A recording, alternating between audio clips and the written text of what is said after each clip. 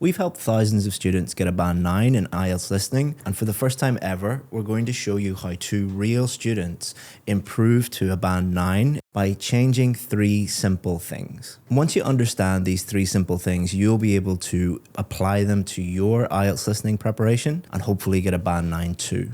So let's start off just by you guys telling me a little bit about your background when it comes to the IELTS test. How many times have you done the test? What score are you getting in the listening test? I've done it twice so far. I got a 7 the first time. I got a 7 the second time as well. I've done it 3 times and I'm also stuck at 7 and I don't know what the problem is. Okay, so don't worry, we'll be able to help you today. Give us a little bit of information about what you've done so far to try and improve your IELTS listening.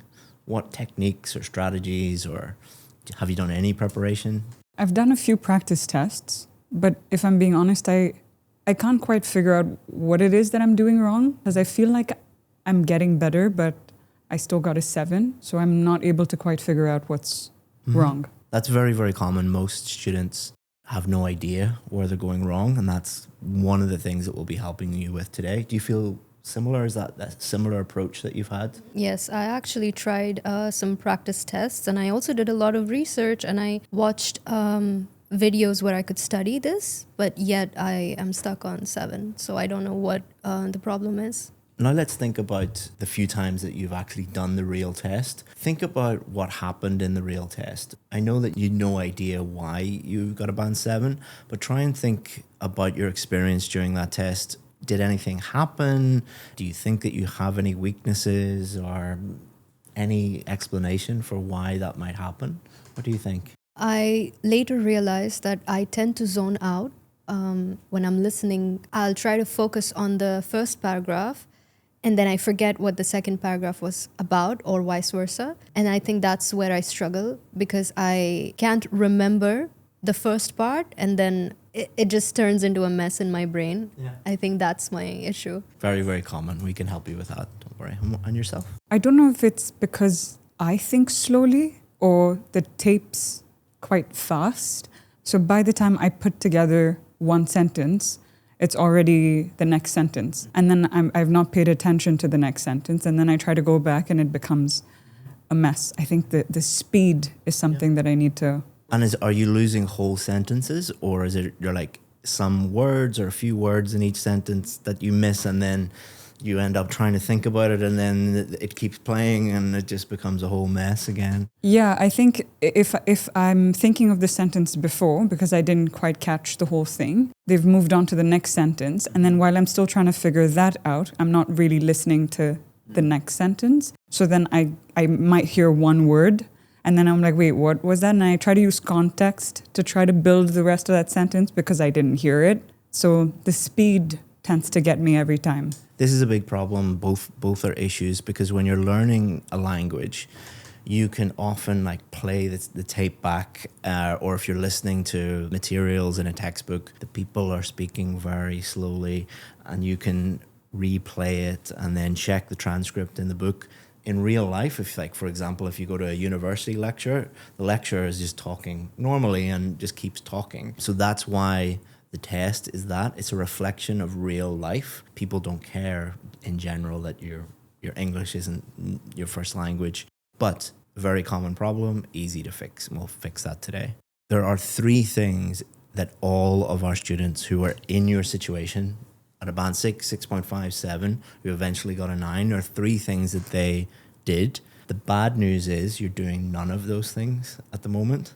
The good news is they're really easy and simple to learn, and we can teach you them today. So the very first thing that they all do, and you need to promise me right now that you will start doing this or not do this, don't book the test again until we tell you. Okay. A strategy that a lot of students use is just keep doing the test, and they use hope as a strategy. Hope is not a strategy, all right? We're going to teach you a strategy that actually works and is a lot less expensive, because the test is like $300 or something like this. Don't book the test. We will tell you when you are ready, and you will know you are 100% guaranteed to get the test by the end of today. So number 1, don't book the test. Easy. Promise? Okay. Noted. Promise. What we want to do is get you guys into a position where the next time you do book the test, you know without a shadow of a doubt you are going to get a band 9. So it might seem unlikely that you could sit down on test day and be 100% sure that you're going to get a band 9. How does that happen? Well, that brings us on to the second part of the 3-part strategy, which is identifying exactly where you went wrong on test day. Most students think that they get a low score for listening because they're just, oh, I'm not good at English, or I'm not good at listening, or I just have no idea. What our students following this system do is they understand exactly what their weaknesses are, because that's the first step in turning those weaknesses into strengths and moving towards a band 9. But the key thing to remember is, and this is why it's good to have 2 different students, every student is different.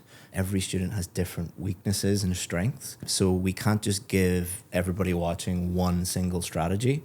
What we do instead is we show you how to identify your exact weaknesses that are specific to you, and then we can help you fix them. So that is the next step. So the first step in understanding your weaknesses is using these. So these are Cambridge practice tests. Don't use any other practice tests other than the Cambridge ones. I'm not affiliated with Cambridge in any way. I don't get any money from Cambridge. The only reason I'm suggesting these are the only reliable practice tests. Do not use things that you find on the internet because they're unreliable, and you might get a really high score and be like, I'm ready to do the test, and then you'll fail. Or some of the tests are too difficult, so you'll keep getting a low score and you'll be like, I'm terrible at listening, when you're not really. These are the best fair reflection of your actual ability. So step 1, get lots of these books. Luckily for you, I have them here for you. Step 2 is do 3 real practice tests under exam conditions. Don't cheat. Don't pause the recording and listen back. Don't fix any mistakes at the end. The goal is not at the moment to get a band 9. The goal is to establish what your weaknesses are. What I would like you to do is go away and do 3 of these practice tests under exam conditions, and then come back and we'll look at your mistakes. So while Isha and Priyanka are doing their practice tests, let's think about the possible weaknesses that they might have. So we'll go through this list. It might be specific question types. So every time you get a multiple choice question or a maps question, for example, you get most of them wrong. So it's not that there's a problem with your listening per se, it's just you find that specific question type difficult. Or it could be that you're not following instructions. Many people are very nervous, or they're just not good at focusing on the instructions and they don't do what they say. That can lose you a lot of marks. Or it could be something as simple as spelling. If you spell the word wrong, even though it's technically the correct word, you get 0 points for that word. Or it could be focus. Focus is like a muscle. If you're like me and you're very unfit, you can't just go and run 5 miles without practicing first. Focus is very similar. You have to practice focus. Or it could just be vocabulary. Vocabulary is a big one. If you don't understand the words, you are not going to be able to get the right answers. Or it could be accents. Some people, depends on where you grew up, you might have never heard a native English person or Canadian person or Australian person speak, or someone like me with an Irish accent, and that kind of throws you off and you find it difficult. Or it could be something called connected speech. When native English speakers talk, they connect lots of words together, which can make it very difficult to understand them. So it could be one of those things. Let's have a look at their results and see what their specific weaknesses are. And don't worry, nobody has all of these problems together. Normally it's 1, 2, or at the most 3 big issues. So I've taken this same diagnostic system I teach in this video and I put it into a free 60-page ebook for you. It shows you exactly which of the 8 weaknesses are killing your score, and it shows you step by step exactly how to improve your IELTS listening score. If you want it, all you have to do is just click below in the description and you can download it in seconds. So what I would like you to do now is find the wrong answers. Just go to the back and look for the answer key. So you'll see here. Mm-hmm. So for each test, it gives you the correct answers. Yeah. So I'd like you to get a pen and just circle all the answers that you got wrong. So next, what I would like you to do is analyze your mistakes. So I'd like you to look at the 3 tests that you did, focus in on the mistakes. First, I want you to look and think about, are most of your mistakes in certain areas of the test? So are they at the beginning or generally at the end, or are they scattered all around quite evenly? Have a look at the 3 tests and think about, are they in which parts of the test? I make the most mistakes in part 4. Okay. I also, part 2 and part 3 are also problematic, but part 4 the most. Okay. So generally towards the end. Yeah. Okay. Mine is usually the second half. So passage 2, 3, and 3, 4 are the reoccurring ones. Generally towards the end again. Yes. But you seem to have more in part 4, and you seem to have more in evenly spread Yeah. amongst The part second 4 half. and 3, the second half. Great. Yes. Not great, but we now know where we're going wrong, which is good. What I would also like you to do now is look at the specific types of question. Are there any specific types of question that when you do them, you get either all of them wrong or nearly all of them wrong? It doesn't matter which part of the test. Mostly multiple choice questions I get wrong. Okay. Yeah, all 3 times. So the good news is we know that multiple choice questions are an issue. That's not a huge problem because we can give you a strategy and we'll give you that, and that will fix that issue. But I'm more interested in why you are getting most of the questions in part 4 wrong. Is it because of the nature of part 4, which is like an academic lecture, or is it another issue? Like, how did you feel when you were doing part 4? Try and reflect and try and remember on what was happening in your brain. I feel like when I would hear the speech, there would be certain sections, large sections of a sentence that I wouldn't be able to comprehend. I would get fixated on trying to figure out what that was, and then I would move on to the next sentence, which would be the same thing again. A big portion of that sentence would be, well, I'd be lost. I wouldn't be able to catch on to it. And that would keep happening. So, yeah, I get overwhelmed by the quantity of it. Overwhelmed is a good description of it. So it could be vocabulary, could be that you're just not understanding some of the words, because part 4 is the most difficult part, and it's generally where a lot of academic words are in there. But it sounds as if you're not just getting lost because you're like, oh, what does that word mean? It sounds that you're missing whole chunks of sentences. Yes. That is normally when, so for example, if I said, do you want to go for a coffee? Do you want to go for a coffee? It sounds like, do you want to go? It sounds like one big word. One big, do you want to go? Yeah. That is called connected speech. That is an issue for many, many learners. We can easily fix that. We're going to show you how to fix it in a second. But the good news is we've identified your 2, possibly 3. Vocabulary might be an issue. We're also going to help you with that. But I think if we get you a strategy for multiple choice and show you how to fix connected speech, and the technique that we're going to show you today also helps with vocabulary, I Okay. think you'll be in a much, much better position. So that's good. I hope so. Looking at your mistakes, were there any particular types of question, or thinking back to the real tests that you did, were there any questions that when you see them, you just get totally lost? I usually get the maps side of the question wrong. Are you good with maps and directions in general? No, I'm actually terrible at maps in real life. So Okay. I think that's why. So that's good. It's good when we know that.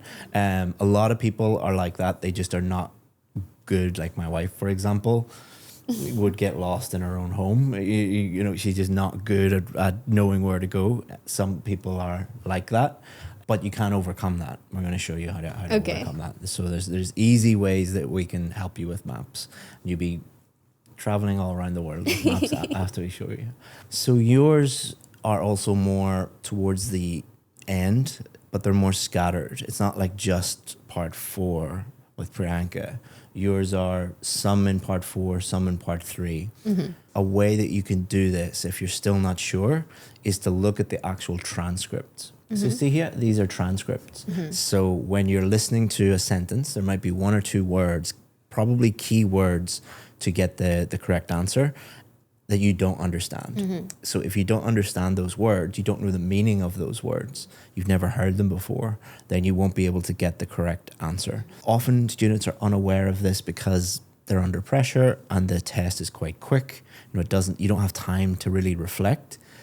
But one way you can identify that issue is to look at the actual transcripts, which is written out exactly what the person said in the recording. If there are lots of words you don't understand, we know that vocabulary is your issue. Okay. So what I want you to do is just look at the sections where you had wrong answers and are there any words there? So they were talking about memory, and they were talking about it in many different ways. So there's episodic memory, semantic memory, memory consolidation, and I just don't really grasp what that means. So you knew that they were talking about memories, Yes. but they were talking about very technical, academic, specific words, Exactly. and then everything would just get Exactly. confused. So now we know the issue is 2 things. 1, you just didn't understand those words, but 2, you haven't developed the confidence and the technique, which is inferring meaning of words from the context, so which means guessing. So we do this all the time, even in our native languages. There might be a word or a new slang word or something like that we've never heard before, or a new phrase. And we don't have to look up the dictionary every time we hear or learn a new word.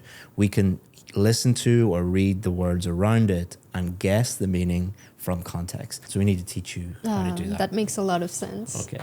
So now that you have completed part 2 of the 3-part system, you understand your weaknesses, we're going to move on to the best part, part 3, which is turning those weaknesses into strengths. So I hope you're enjoying the video so far, but here's the thing. I can't teach you all of my strategies in one YouTube video, and I can't give you personalized one-on-one feedback for your specific problems. If you want that, every strategy, every question type, personal one-on-one feedback, that's in our VIP course. To make it easier for you, I've included a link below in the description that will give you 10% off. But there are limited places available because of the amount of help that we give you. If you want that, click below and get 10% off.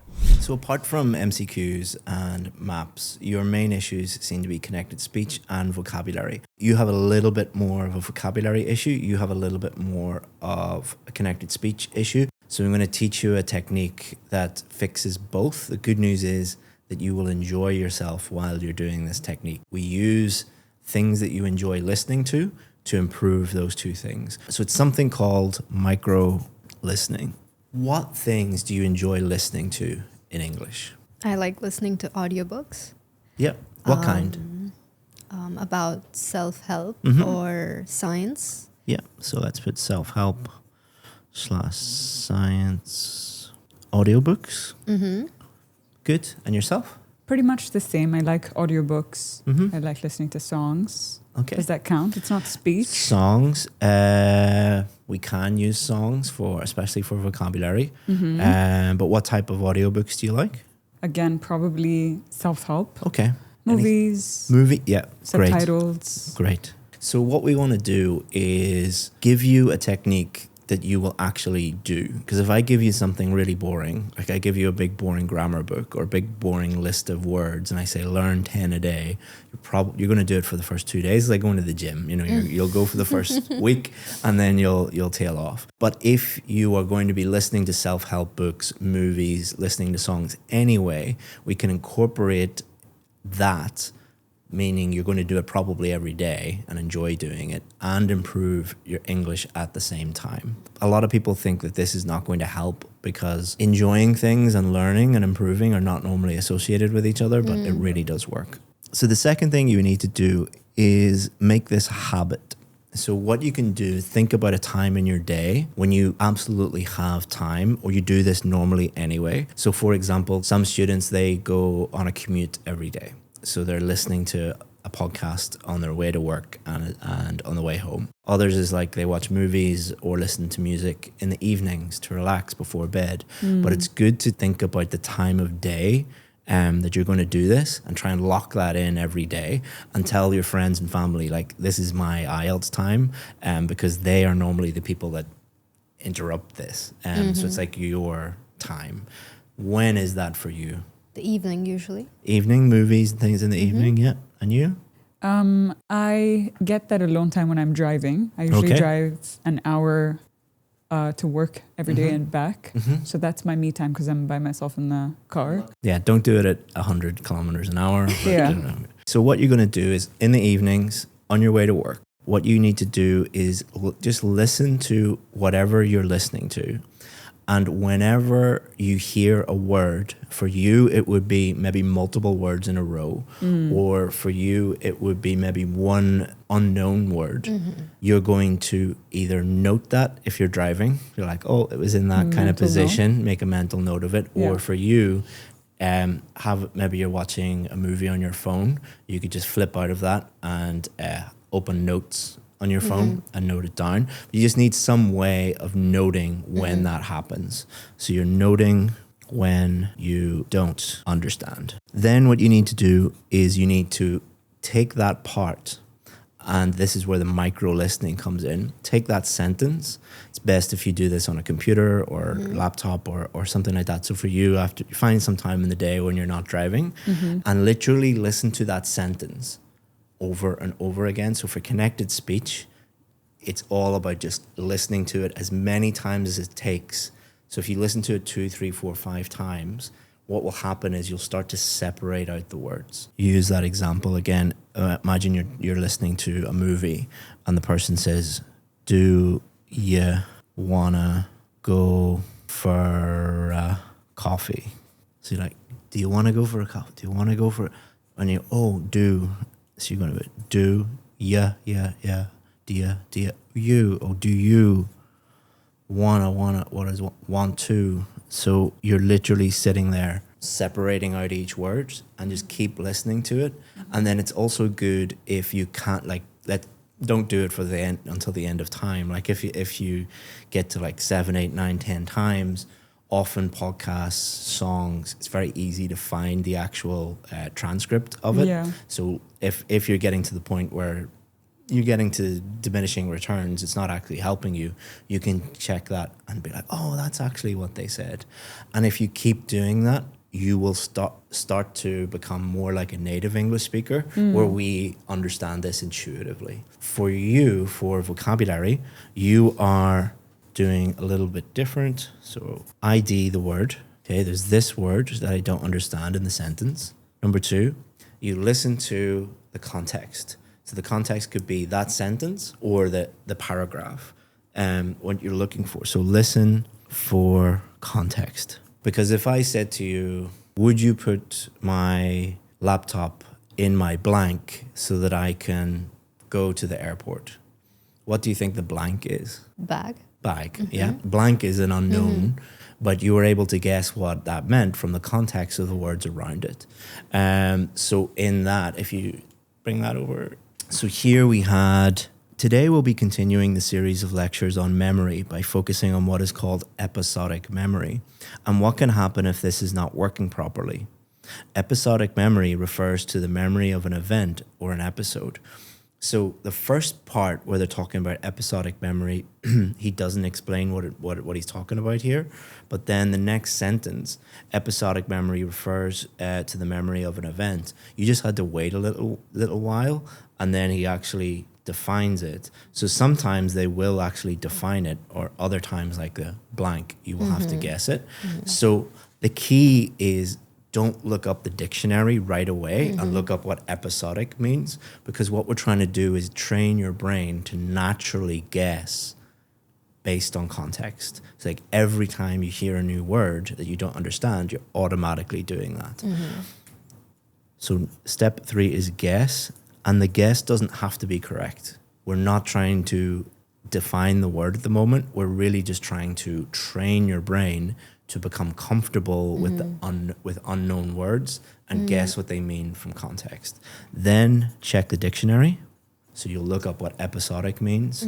If you guess the meaning and then look it up, it sticks in your brain much more easily. Then what I want you to do is I want you to get a new notebook, add new word to notebook. So literally a physical notebook and a physical pen, and I want you to write that new word down, and beside it, write down the meaning of the word, the pronunciation of that word. You could write synonyms of that word. You could write example sentences of that word. So what you are trying to do is on each page of your new notebook, it will say, for example, episodic, meaning, example sentence. You could have a synonym in there. You could have the pronunciation in there. So after a few weeks of doing this every evening, let's say you do it for 30 minutes, you'll probably learn 5 to 10 new words a day. After weeks, after months, you're going to have a full notebook full of language, full of words you never knew existed before. Then what you do is every week, let's say on a Friday or a Saturday or a Sunday, you take those words and you review them. And how you review them is, so you have your notebook full of new words, you look at them again, and then you try and use them in sentences. So you could, for example, take that word and make a little story about it, or imagine that I ask you a question about it and try and use it in a sentence. So that repetition and that review sticks it into your brain. So if you do that, not only will your listening vocabulary improve, but your active speaking and writing vocabulary will improve. You exactly the same.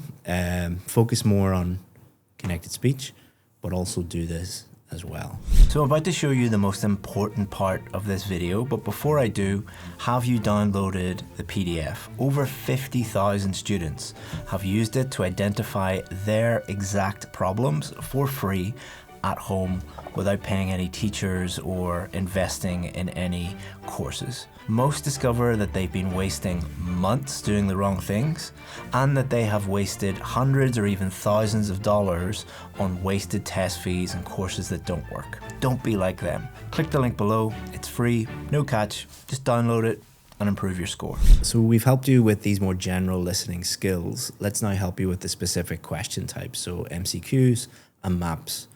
When you do a MAPS question, when you do an MCQs question, what strategy do you use? Like I said, I think kind of slower. So I try to slow the whole process down and do it sentence by sentence, which usually tends to work, other than in cases where I feel like the audio is too quick.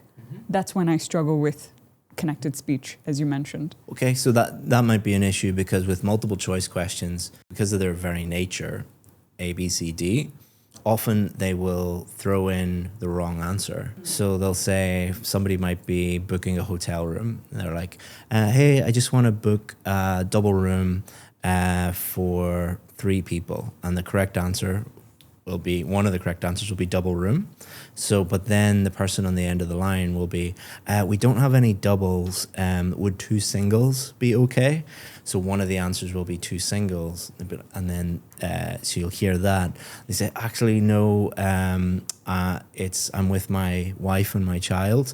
So could we actually get maybe a queen bed and a sofa bed for my young son? And that's actually the correct answer. So you have to think about all of them together, and jump between that. So trying to do it the way you do it, which is just like breaking it up and focusing on one thing at a time, you're probably hearing the correct answer and just noting that down right away. So when they say, can I book a double room? You're like, double bed, boom, put that down. You're right. Okay, so we need to figure that out. Yeah. MAPS, what's your strategy? So for me, I feel like I tend to forget what they were saying when I was listening to it. So I try to remember parts of it, and then instead I usually end up jumbling it up even further. So I tend to forget what the right answer is in between all of this. So it's clear that neither of you have any real strategy, which is fine. There's nothing wrong with that. We see this every day, which is students will just go and wing it. They'll just show up, It's a listening test. I just need to listen, look at the questions, give the best answers, and hope for the best. Again, hope is not a strategy. We have a step-by-step strategy for multiple choice questions, and we have a step-by-step strategy for MAPS questions. It's difficult to get these questions wrong if you follow the strategy. So I'm going to share each of those step-by-step strategies with each of you so you can practice at home, but I'm going to put them below in the description for you guys at home if you want them to. But the most important thing is the last principle that I'm going to teach you. So it's called slow and fast practice. So when you were learning how to drive, did your driving instructor take you on to the freeway and say, like, just drive at 100 kilometers an hour? They tell you like to slowly drive around the area. Yeah, you Small probably started at streets. 0. Yes. And then once you're used to all of the systems, drive at 10 kilometers an hour, then 20, then 30, then 40. If you were thrown in at 100 kilometers an hour, you would crash and you'd be in all sorts of Definitely. trouble. So when you are practicing these strategies and also identifying mistakes, slow down. Don't try and do everything at a test speed. Doing it at test speed is doing it in 30 minutes. No cheating, no checking, no nothing. So when you're going at full speed, the object is to either identify your mistakes or see if you're ready to do the test. You need to align your goal with what you're trying to do. So how do you know that you're ready to book the test again? Do 2 or 3 tests, and if you're consistently getting the score that you need, you're ready. If you're not consistently getting the score that you need, go back to the system. So if you have a look here, so there's lots of orange here. The next time you do a test, there'll probably be, just a little bit of orange there. And what we want to do is get to the point where we have There's a clean none. page. If you got those questions wrong, you go back to the transcript, think about, is this connected speech again, or is it vocabulary? And just keep using that strategy until the page is completely clean. And then you're ready. Don't just, if you get it once, go like, let's book it. I'm ready. Like do it's better to do 2 or 3 practice tests at home for free Yeah. than to book the tests and hope we can do it. Unless you've just got lots of time and lots of money and you want to burn through that, but it's up to you.